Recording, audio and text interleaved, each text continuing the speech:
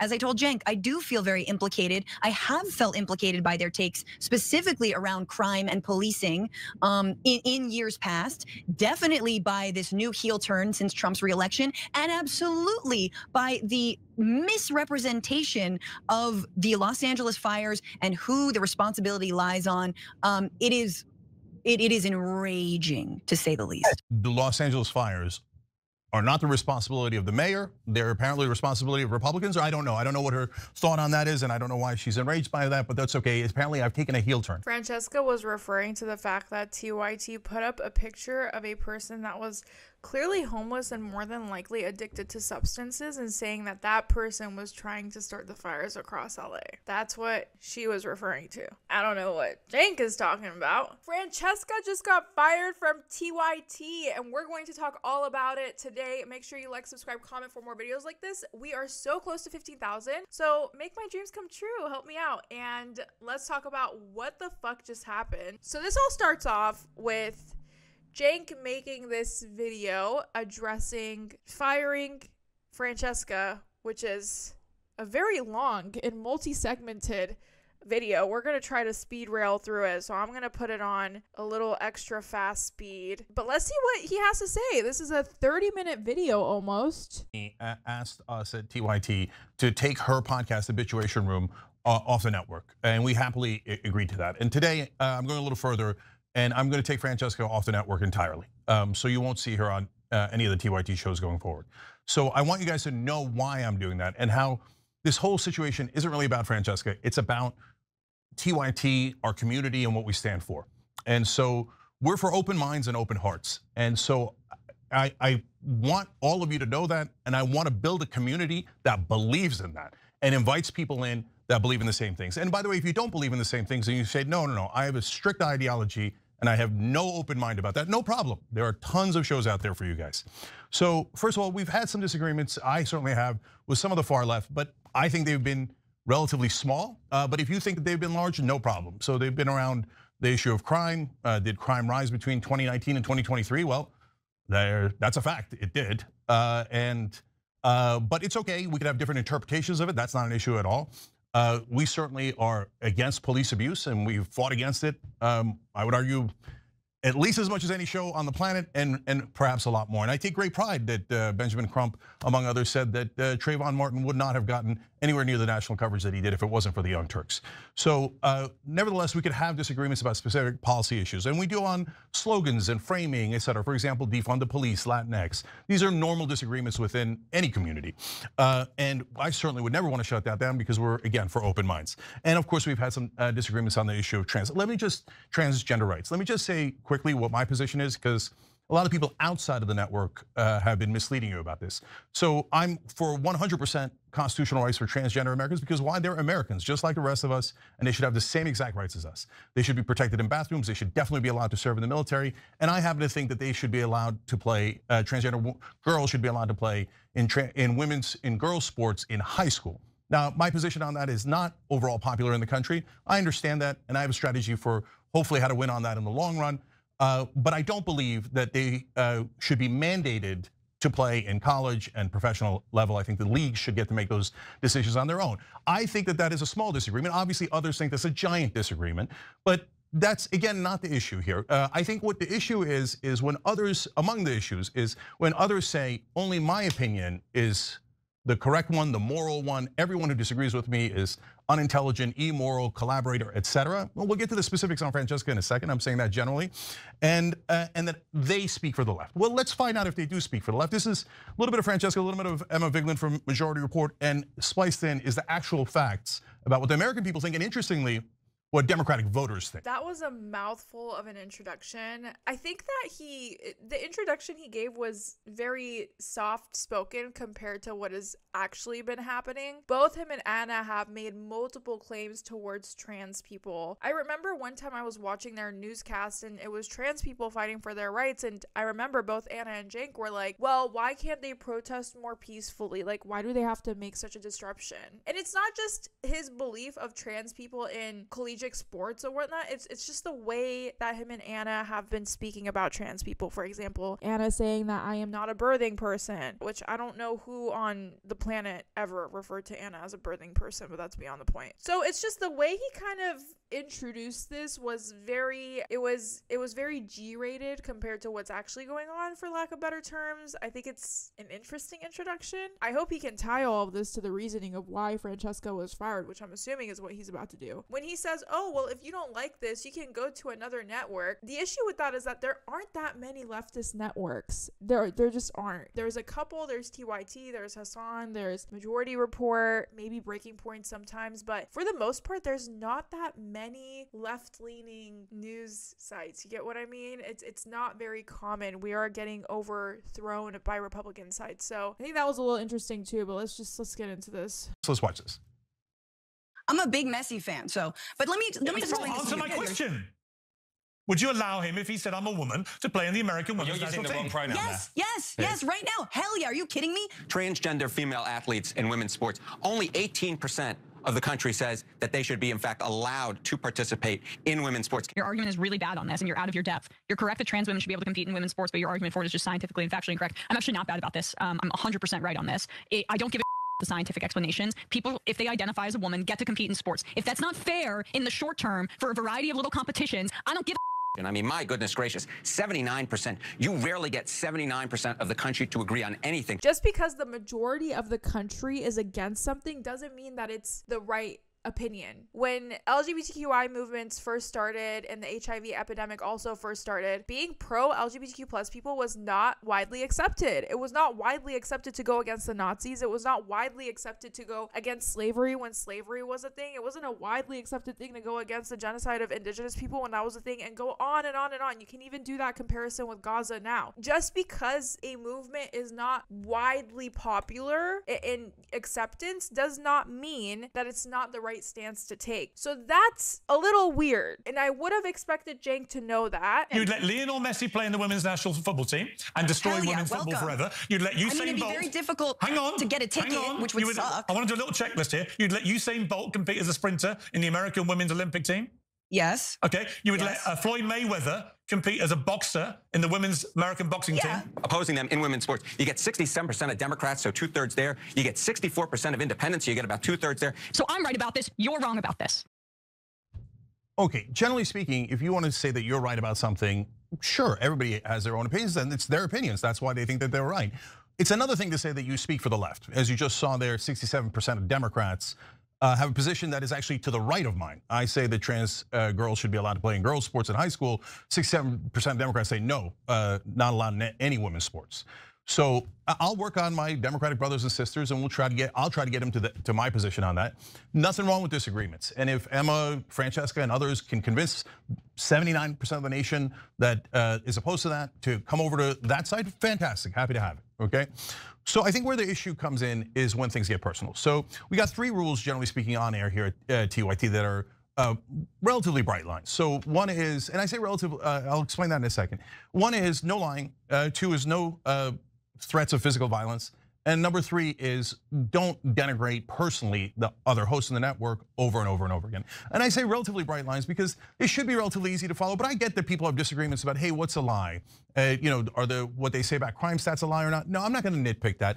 And we get into heated debates from time to time, me and Ben Glebe in the past. I think that's very interesting that he says no lying, because their coverage on the gangs in Springfield, Ohio, or Colorado, excuse me, their coverage of that was completely and utterly botched. We have done a video on this previously, it's on my YouTube channel, but they did that story so badly. The way they reported that was just so false, and it was so inflammatory in a way where they made it seem like it was gangs that were infiltrating the whole entire neighborhood, when that was categorically false, and it was really a landlord that wasn't taking care of the apartments. And so I don't know what kind of standard is happening here. I don't see it personally. Me, Ben Mankiewicz, me, Michael Schur, etc. And I love those debates. And from somebody might cross the line and say something they shouldn't have, but we usually hug it out. And so I'm not nitpicking here. What we're looking for is, hey, are we all rowing generally in the same direction, or are some of us drilling holes in the boat? And so are you doing it over and over again on purpose to try to create an issue, or even if you're not trying to do it, you are creating an issue by constantly attacking our own. And I have applied this 2 other times, which I'll tell you about in a minute. This all started, unfortunately, when I went on Francesca's show, and we had what seemed like a normal conversation and debate about this issue until it made a turn. And this is part of the turn. Let me show you.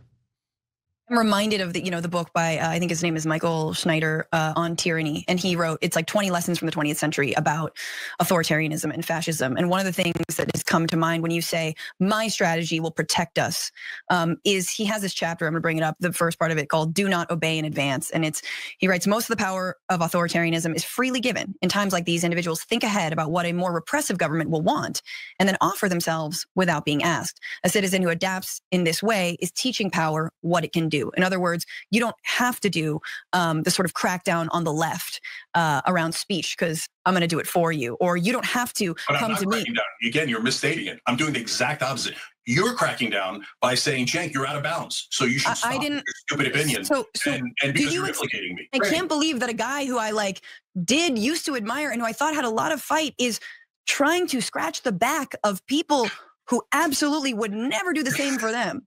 So we just spent an hour and a half me explaining how I'm not scratching their back. I'm trying to get I can show you more clips, to agree with us on things we believe in, and we've always believed in. And you go back to scratching their back. At least the trains will run on time. The train's running on time, presumably a reference to Germany. I'm the collaborator, and I'm scratching the right wing's back by having my opinion. The opinion I've always had, an opinion I've had for years, and you guys have seen for years on the show. But if you don't agree with Francesca in that particular case, and some other folks in the extreme left, well, you're not allowed to have that opinion. That is immoral by definition. And how dare you disagree with them? That makes you a right winger, a collaborator, et cetera. But if you say, hey, Cenk, look, I know that she's quoting someone, collaborating with an authoritarian government and saying that that's what you're doing and you're helping the right wing, and that she's not open to the idea of, hey, maybe there's a different strategy and a different opinion on this that gets us the same result protecting trans folks or whichever topic we're talking about. Okay, if you're not. And at that point, I certainly hadn't done anything. I think that was, I didn't appreciate that, but that's okay. We kept going, and she's been on the network since. Then she started to do more and more and more, and it got more and more personal. So after that discussion, this happened. There were 2 interviews that Cenk did with people who are left.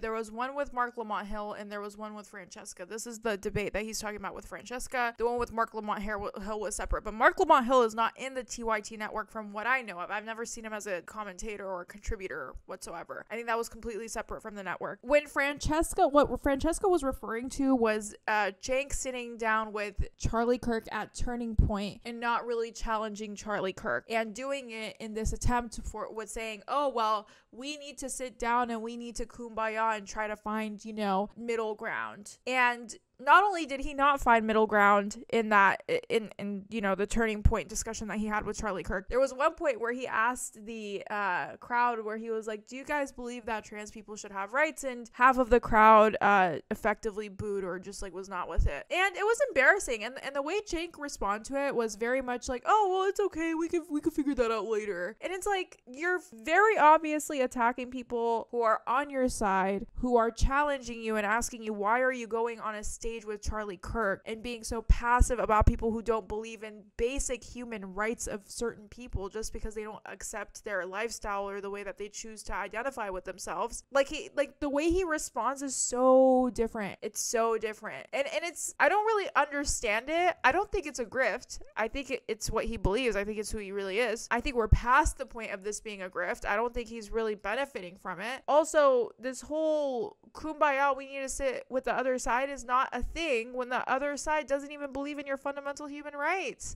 Basic human rights. Like that we can both be very Mediterranean about it and get super mad, but then rein it in and be cool and then be we're yeah, we're just gonna yell and then we're gonna be fine and then we're gonna get over it. So that's the kind of beer I like to have. Yes, thank you. 2 days later. I mean, I have my own thoughts on why he's doing it. I think, if you think your brain was broken by the 2024 election, I think we're looking at a case where someone's brain was broken even harder. Okay, but look, guys, if she had said that about another host, I probably would have drawn the line there. But it's about me, so I wanted to give more leeway. My brain is broken. And by the way, that's still, okay, the first time she's getting super personal, collaborator, maybe that's a political opinion. Now we're a broken brain, even though we were supposed to have a beer and we were supposed to hash it out and be okay afterwards, but apparently not okay afterwards. But then that was the tip of the iceberg. She continued again and again. Here's the next one. I do think it's sad that even though they allow people like us into the fold and the fray, they refuse to learn from us or listen to us.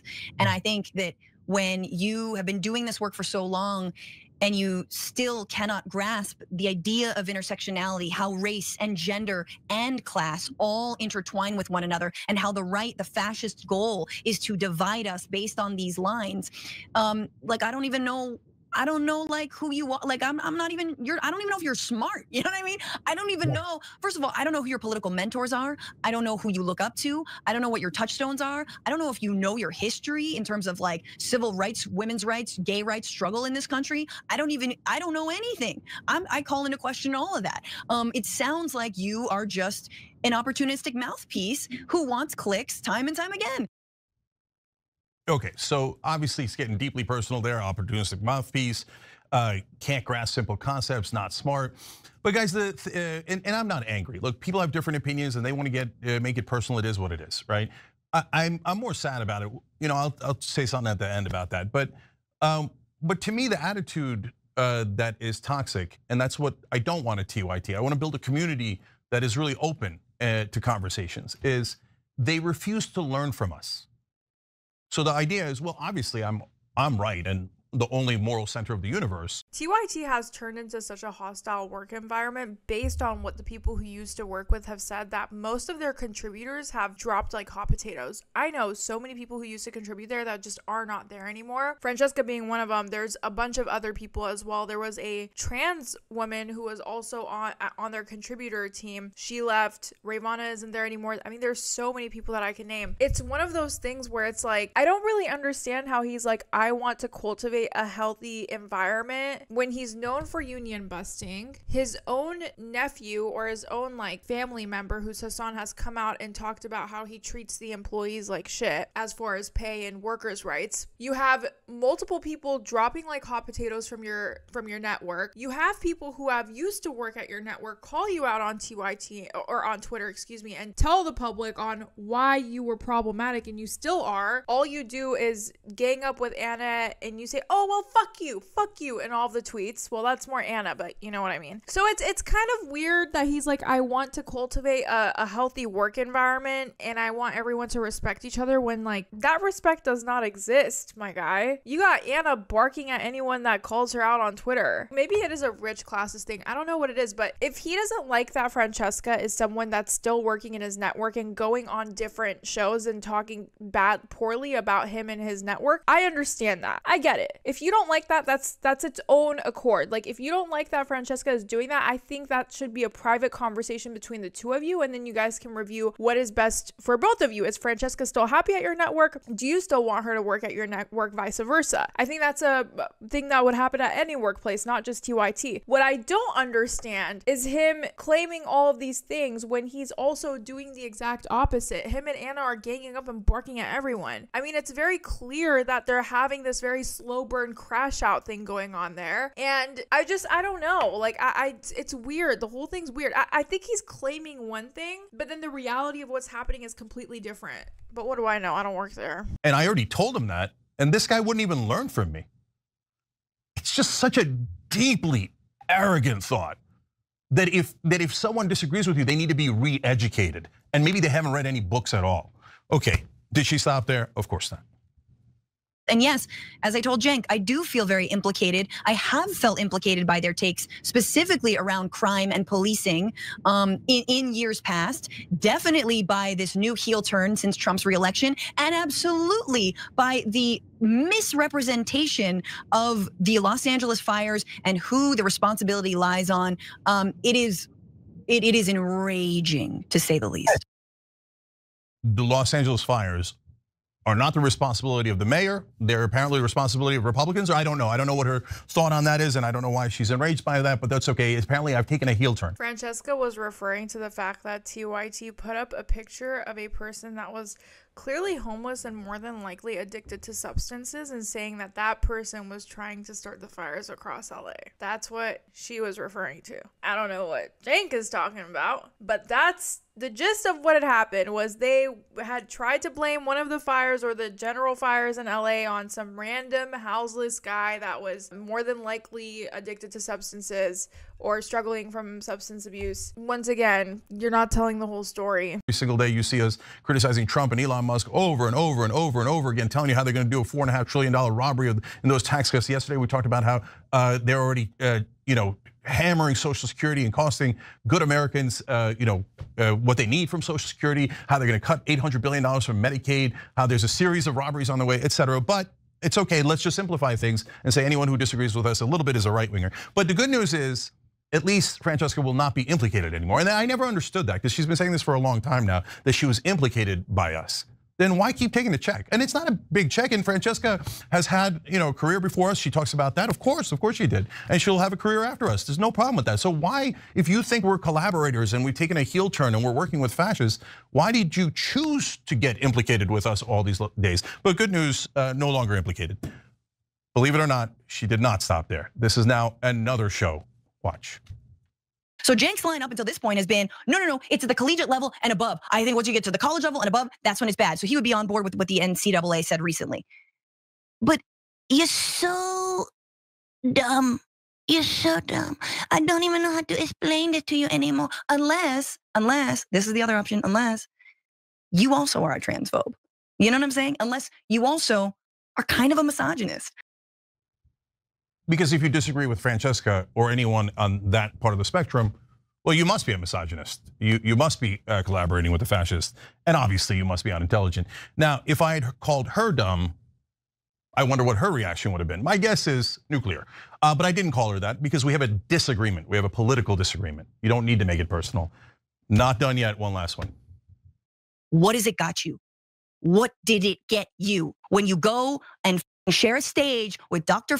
Phil? What did it get you? Nothing. You know why? Because you look like a bitch. You know what I'm saying? You look like a bitch. That's what it is. Like, that's just what it comes down to. You don't look like a fighter. You don't look smart. You look like a bitch. That's just the reality. I've tried to tell it to you nicely. I've tried to tell it to you cordially. I've tried to tell it to you on your show, on my show, on every show. And so either you A, are a bitch, or B, you actually agree with the right. And I'm starting to think, in fact, I do think it's the latter. Okay, so again, if I had called her that would have been a different situation, right? But look, guys, also on the policy or the strategy, when you go talk to the right wingers, first we did that, and I mainly did that, and there was a lot of blowback saying, don't ever talk to the right wing, but they won the popular vote. How are we going to win back the voters if we never talk to them? If we don't win them back, we can't ever win an election. And that doesn't mean the far end of MAGA. It means the independents that voted for Trump and maybe some right-wing populists that voted for Trump. Now I've noticed that faction is now saying, well, I mean, of course we should talk to the right, but we should only yell at them or we should only accost them. That seems like a really productive conversation. And if now I guarantee you they'll say, no. You don't have to speak to the right in order to win back their vote. Something that both Bernie and Obama did, and Bernie is still doing in a great way, is that they build a bridge between the right and the left working class by making it more of a class issue, right? Saying, well, hey, we all don't have Medicaid, all don't have health care. We're all struggling to pay our bills. We're all in this fight together. We all need to take over what is rightfully ours, right? It's the same messaging that both Obama and Bernie had and still have that works best with the masses, because when you make people feel like you're in the same fight, no matter your political affiliation, no matter where you land, whatever it might be, it's about making that class connection that brings everyone together. You do not have to sit down. And this exact ideology that Cenk is using is something that Gavin Newsom is doing as well too, where he's bringing on someone like Charlie Kirk to his podcast, saying dumb shit, trying to gear himself up for the presidential election that he's definitely not going to lose. lose. It's going to be another Kamala Harris type disaster, okay? Because he doesn't know how to bridge those gaps. I'm not saying that Bernie is going to be our savior. He's way too old to run again for president. And quite frankly, I like the guy, but like, he's whatever. I'm not crazy about him, okay? It's one of those things where it's like, if you want to bring back the masses, you need to build a class connection with everyone, okay? How you don't do that is by bringing someone divisive like Dr. Phil to your show, speaking to people like Glebe, Charlie Kirk, right? People who spew bullshit on a daily basis, and that's how they make their money, okay? That's not how you build bridges with the right. You don't build bridges with people who are following a party that is gearing towards a dictatorship, okay? No. I don't mean just yell at them, but just like build coalitions. As Francesca said recently, apparently she's changed her mind about being a collaborator, but not with Trump voters. Well, who would it be if it wasn't Trump voters? Those are the folks on the edge of the middle of the spectrum that we got to bring to our side. We've got to convince them that the populist left is right, not necessarily the populist right, or parts where we agree. Hey, great, let's work together on that. So who are we building coalitions with if it isn't the other side or people who voted in the other direction? And if we talk to them, what are we doing? Only screaming fascist in their face, or are we having a human conversation? So look, this is not an attitude that I agree with. Again, there are other shows that love what she's saying.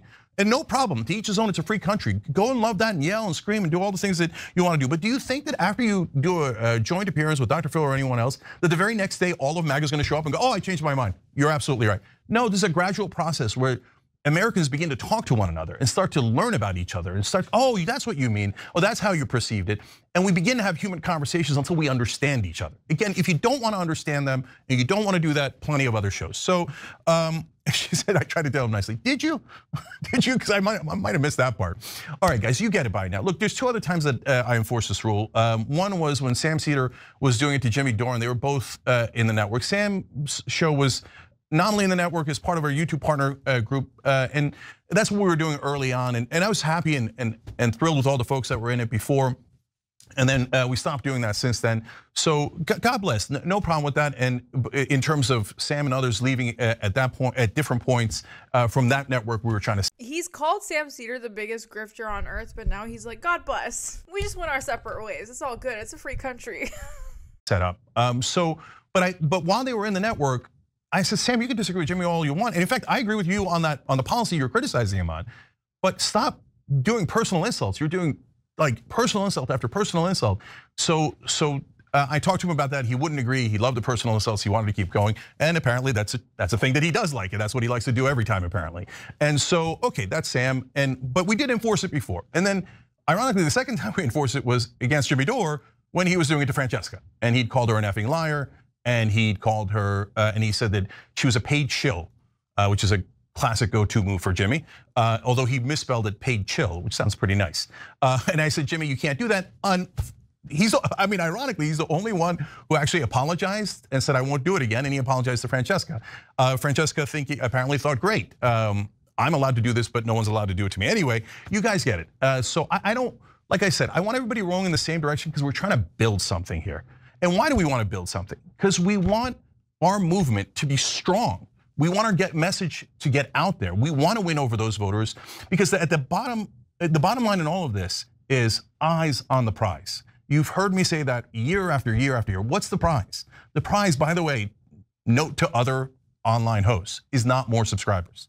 The prize is passing bills because those are the only things that affect our voters, our audiences, their actual lives. Let's pass paid family leave. Let's pass Medicare for all, higher wages, etc. And I hope wherever you are on the left-wing spectrum or the middle or wherever you are, I hope that you agree. And I hope that we all work together in trying to pass those bills. So please, eyes on the prize. And so look, I'm gonna show you two charts here for a reason. There's some Media Matters did this chart recently. You guys, some of you might have seen it on air. And it has the right-wing shows online in red, and it has the left-wing shows online in blue, okay?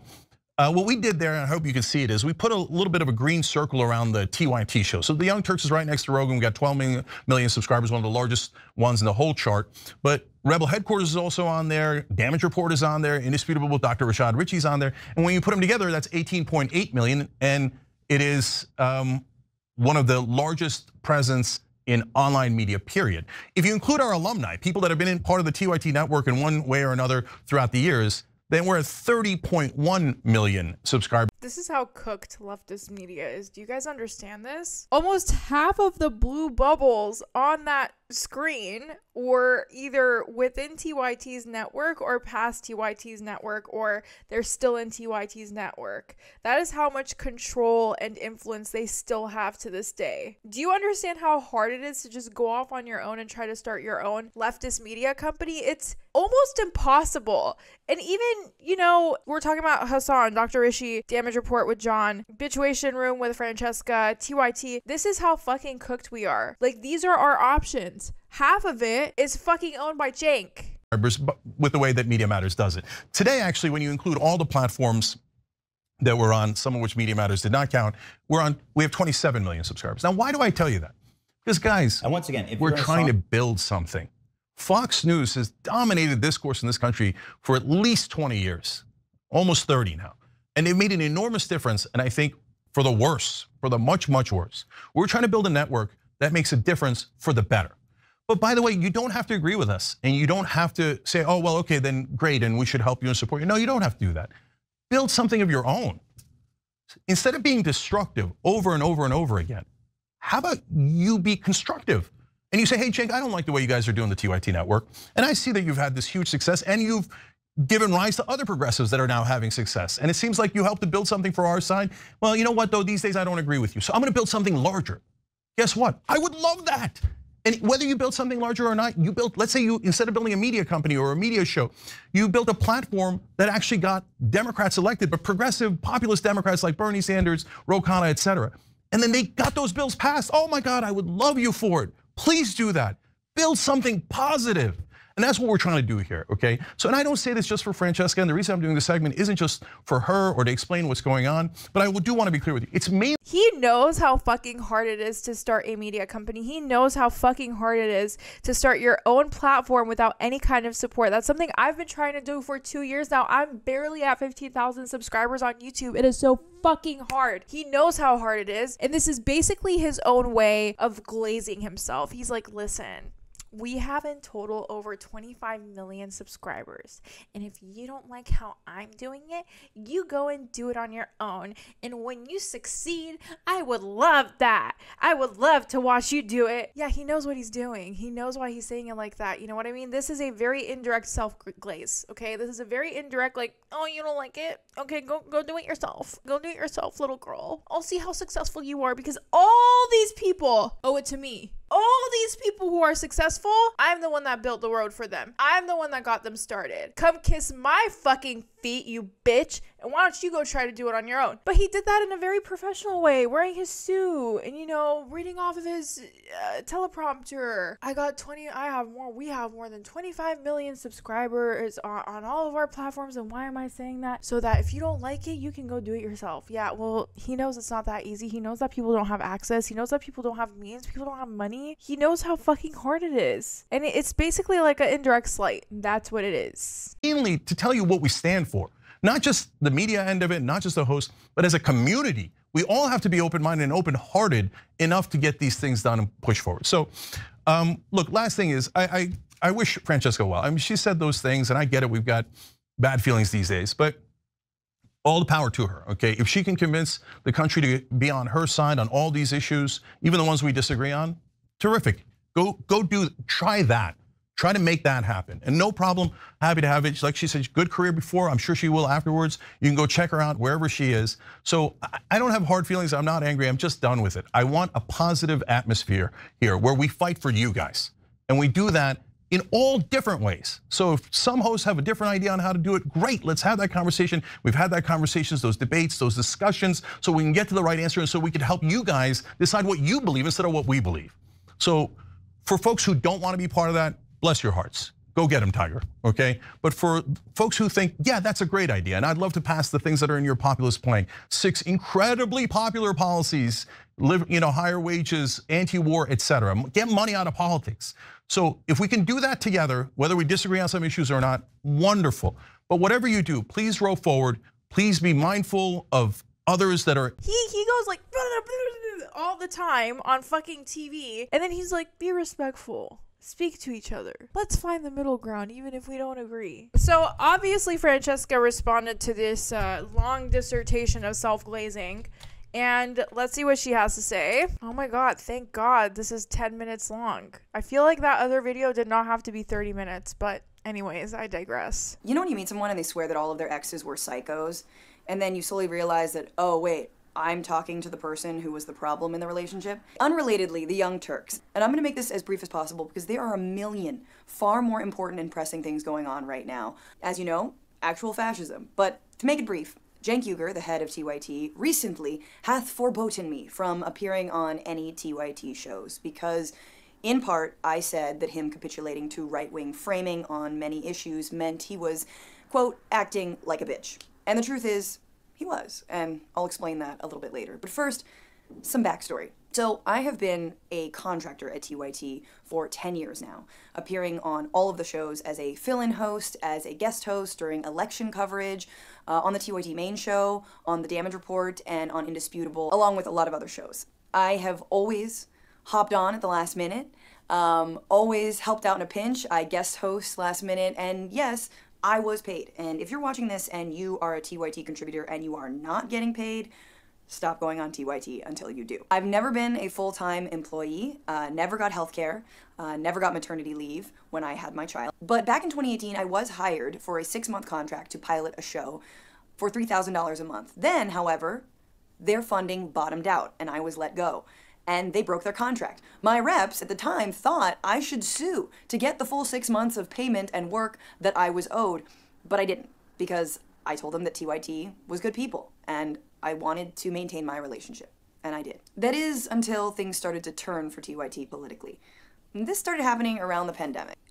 This is not surprising at all because there are so many allegations and so many proof points that TYT had done a lot of union busting and they were actually against their network becoming unionized when it first happened. And yeah, some of their contributors don't get paid, which is egregious given how much money TYT makes. They have the money to pay their contributors, they just choose not to. The pandemic, Anna Kasparian seemed to become focused on the issue of homelessness, especially in a city that I used to call home, which is San Francisco. She had an objectively scary experience with an unhoused person, and in fact, I went back to see when she told her audience about this. And I do remember the day that Anna told the story on air. In fact, I was also on after she told that story, but I didn't hear it at the time. It was within an interview that she was doing with an author by the name of Michael Schellenberger, who had written the book San Francisco: Why Progressives Are Ruining Cities. Instead of focusing on housing market prices, on how homelessness often leads to things like addiction and mental illness, Schellenberger focuses on Democrats who thinks go too easy on the unhoused. I remember that I jumped onto the show right after he got off, after that interview, and the TYT audience was really pissed because they felt like the framing and the platforming of someone like Schellenberger was a disservice to the issue of homelessness, mental illness, and addiction. Anna apparently took that as the chat downplaying what happened to her rather than how the issues were presented. She's since gone on right-wing shows like Glenn Beck, Piers Morgan, and Jillian Michaels, among others, to retell this story and use it as rationale for why she feels the left left her, that maybe she's never been left, why she's politically homeless, or, politically unhoused. Since then, she's gone on to cover critical stories from a right-wing framing, like the alleged takeovers of buildings by Venezuelan gangs in Aurora, Colorado, like the mentally ill, undocumented man in Los Angeles, who was found lighting fires, but who was not responsible for the wildfires themselves in January. Throwing progressive mayors like Brandon Johnson of Chicago under the bus because he listens to teachers too much. Anna's actually really skilled at what she does. Here's the thing about the whole Anna getting sexually assaulted stuff and the snowball effect that's had on her viewpoints and how TYT has been covering a lot of news. I don't think she took any time off. I think she told the internet the story. She created her own opinions and ideas based off of what had happened to her, which was, by the way, very egregious and unacceptable, period. I don't like her as a commentator and a host, but obviously I would never wish that on anyone. But it's one of those things where it's like, if you want to listen to what the internet tells you, you're gonna go fucking insane. I have people messaging me telling me to go off myself every single day. Like, it's a part of the thing. It's a part of the game, you know what I mean? Like, what did you expect? Did you think you were gonna come on air and people were gonna just fucking respect you 24/7? That's not how it goes, you know what I mean? I get messages of people saying, I wish you got graped. You deserve to get graped. La la la. So it's one of those things where it's like, I don't think she took any time off. I don't think she really gave herself a break. And then I think she just started going on shows like Piers Morgan. And it just really started this snowball effect of opinions changing based off of not facts, but feelings. So the laziness with which she treats these stories really just stands out all the more. Let me give you some backstory, though, of Anna and my friendship. We've never been close, despite a hike, a dinner, and the time that she generously gave me a gift for my new baby, and then explained to me that she was going to debate Ben Shapiro because, in her words, she, quote, felt she could win over his audience. Two moments with Anna stand out for me in terms of how I've always treated her. In 2016, I was working with AJ Plus, and we were at the RNC. I had just started going on TYT a little bit and meeting everyone. And TYT was there, and Anna was there, and she was frustrated because she hadn't been booked on many appearances on camera, and instead a panel of men mostly clogged up the day. I stood next to her and told her how annoying that was, and just tried to build her up in solidarity. Then in 2019, we went out to lunch in Los Angeles at an awesome spot that she knew of. And Anna confided to me that she was frustrated about leadership at TYT, how she wasn't involved in day-to-day decision-making, and how Cenk viewed her more as a kid sister rather than a co-equal partner. And at the time, she wanted to branch out on her own and do videos on a new channel. I implored her at that moment to stay. I said that it's always women that tend to walk away from organizations, even when they've helped build. Oh no, little did she know what monster she created. I'm just kidding. I'm joking. I kid. Build them up to the point that they're at. I told her to fight for more of a decision-making role and to not walk away. And she did. And it looks like the editorial decisions that we see being made at TYT are in part because she now has the reins.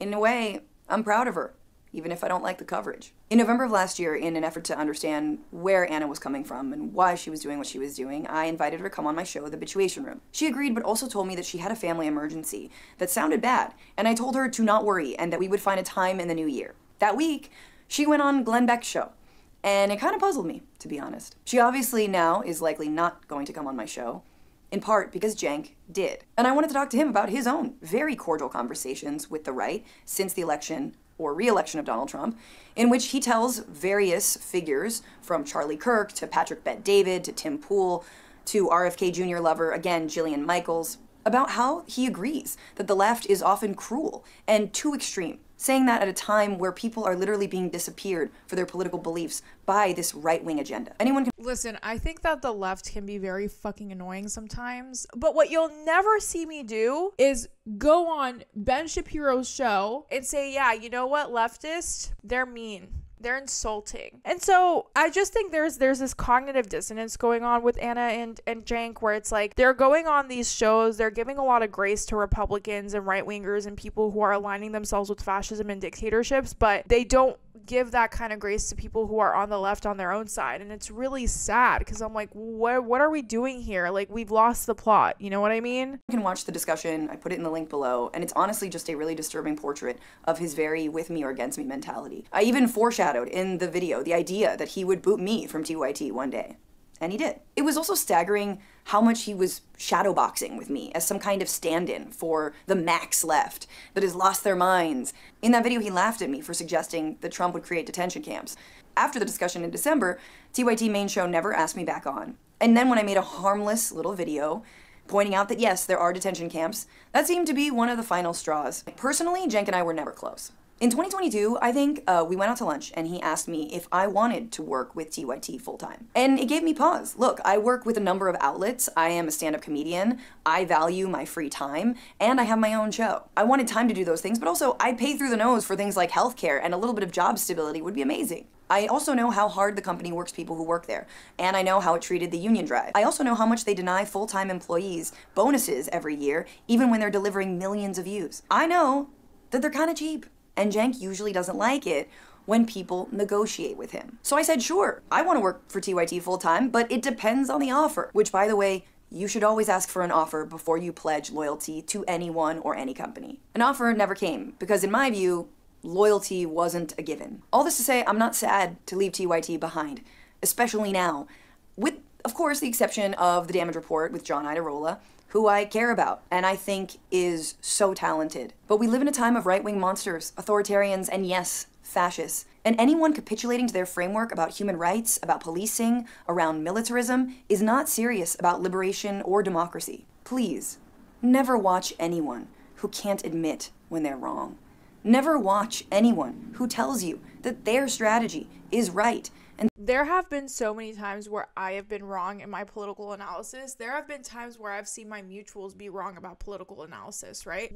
Political analysis, that's why they call it political science. It's very complex. There's a lot of history. You have to understand historical context. You have to understand cultural context. You have to understand government context. You have to understand a lot of things in order to provide political analysis. You have to be very educated on very different things. My friends always joke to me, they're like, you have a lot of knowledge on the most random shit on earth. And it's true, because when you study politics, when you comment on politics, you have to be very knowledgeable on every single aspect. It's like a spider web. You have to know every single point of every single moving part. That's why I don't speak on Ukraine that much, because I'm not very educated on what's happening in Ukraine. I know the basics, but would I go on, YouTube and make a whole entire video on the geopolitical analysis of it? No, I wouldn't, because it's not my specialty. Now, when it comes to the Middle East, I can, in a minute, I know what's going on. You know what I mean? But there have been times where I have been wrong, and you need to put your ego aside as a political commentator, and you need to look at the people who are watching you and say, hey, listen, I made a mistake. I'm sorry. I did not word this properly. I did not frame this properly. I made a mistake in this story, right? If I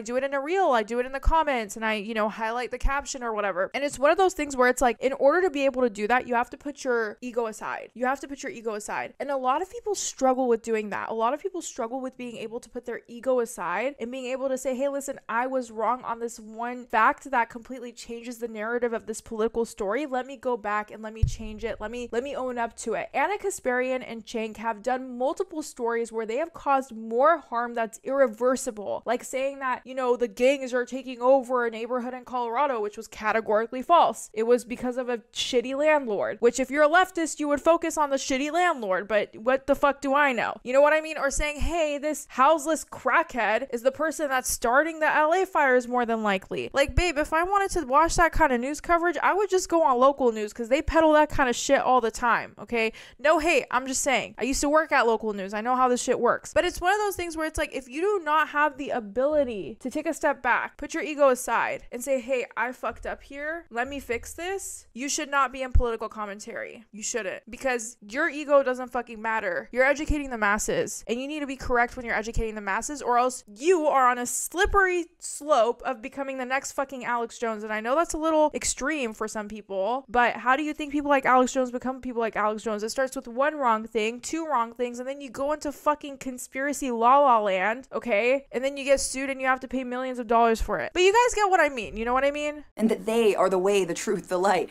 Never listen to anyone who doesn't have a sense of humor when they are acting like a bitch. I am one person with a scrappy YouTube channel who pieces together my annual living. I have a fraction of the following of TYT, which is $1 million media company. The idea that they choose to focus on me or other leftist creators in their field is honestly really disheartening and very revealing. Look, I wish the best for the people of TYT, but as for the main hosts, I kind of just wish them peace, because it's been a long, long road with many skeletons in many closets, and honestly, I don't think they know where that road is going. And it's going to be really sad when they respond to this video or try to smear me as if there weren't so many other pressing things to talk about.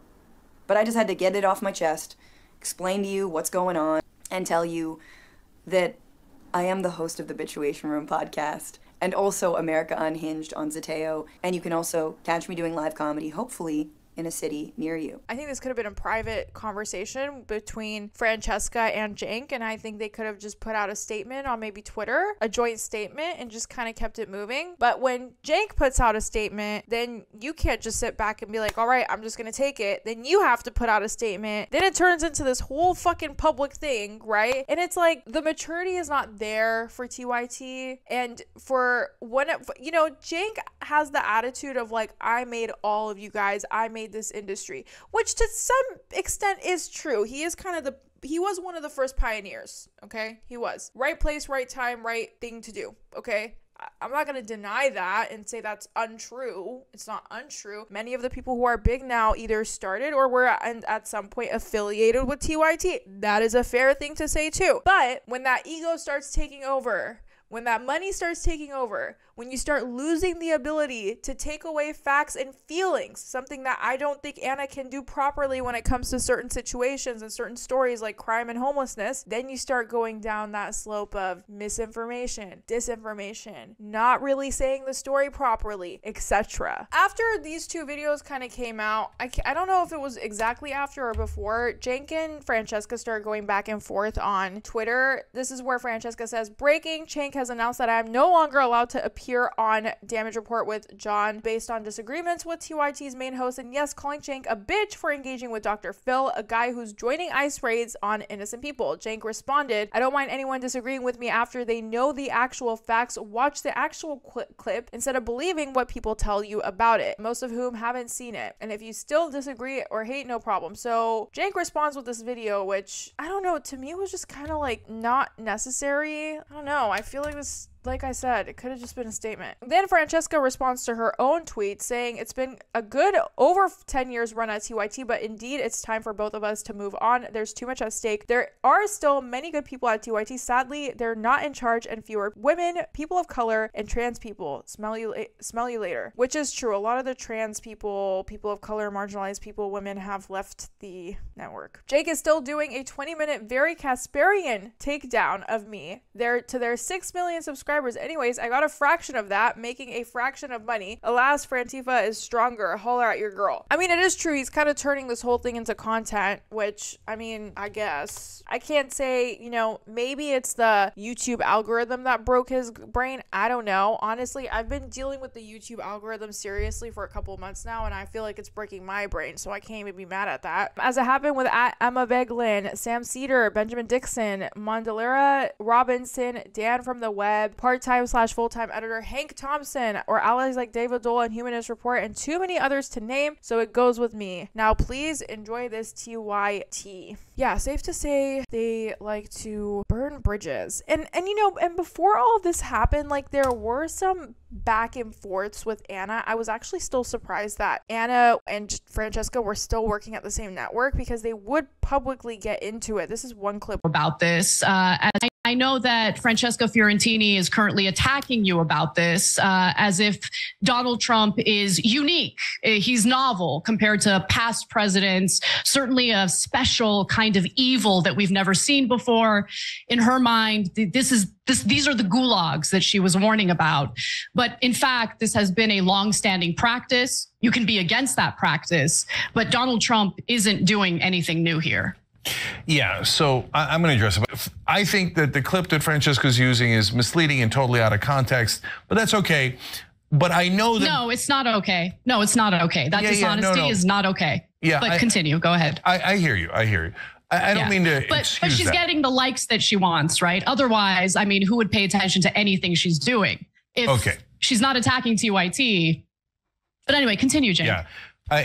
Yeah, petty to say the least. Now, what this clip was about was Francesca called out Cenk over the mass detentions of undocumented folks. Cenk was like, that's not going to happen. That's not happening. And then it happened. And so that clip was basically like, you were wrong. And so I guess it triggered both of them. The thing is, for me, is that Cenk is going around saying my contributors have to live up to these, you know, moral standards, while Anna is barking at everybody on Twitter and shit and on live stream at their studio. So I don't know. Different standards for different people. Now they're like two Pete's in a fucking weirdo centrist pod, I guess. It makes me very angry, and I'll tell you why it makes me angry. It makes me angry because I feel like we have limited resources on the left, okay? TYT could have been the next Zateo. They could have been the next Zateo, okay? They could have been such a great network, and I think they were for a very long time. But then the feelings started taking over the facts, the ego started taking over the reporting, the self-preservation started taking over the job itself and what you're supposed to deliver with the job amongst your viewers and the people that consume your content. And that's when everything started going downhill, okay? If you are the home of the progressives, then you need to have progressive values. If you don't have progressive values, then you're not the home of the progressives. Y'all all look miserable at that fucking network. I'm gonna be honest honest with you. Anna sounds miserable. Cenk sounds miserable. I mean, y'all gotta do a complete rebranding and just stick to it so that the people that are watching you don't expect progressive shit from you, because it's not coming. It's just not coming. Facts over feelings. Your feelings do not tell me the facts. They tell me your feelings. I don't give a fuck about your feelings. If I'm watching a news station, I want the facts. You can give me your opinions based on those facts, but don't report the news based on the feelings. Thank you so much for listening to my TED Talk. My name is Ariana Jasmine. We are so close to 15,000 subscribers on YouTube, so please make sure you like, subscribe, comment for more videos like this, and I'll be back with more.